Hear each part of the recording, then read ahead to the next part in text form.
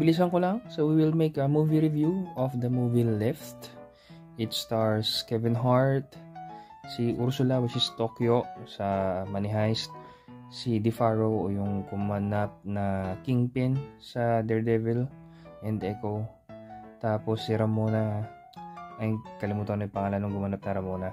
And mahirap banggitin yung pangalan, hindi ko mabanggit. Basta siya yung kung nanonood kayo ng Loki na series sa Disney, then isa siya doon. Yung parang captain doon sa TVA. Yan, basta yun.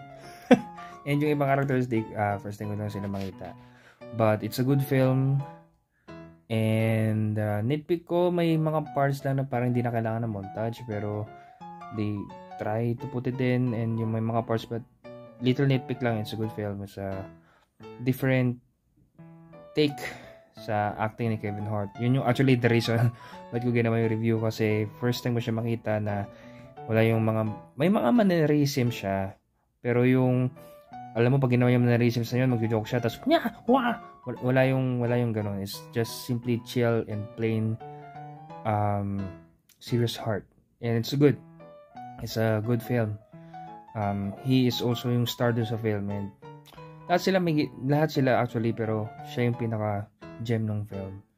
And it's a good, different, I don't know if you can call it original, pero different flavor to it. It's a good film. Yun lang.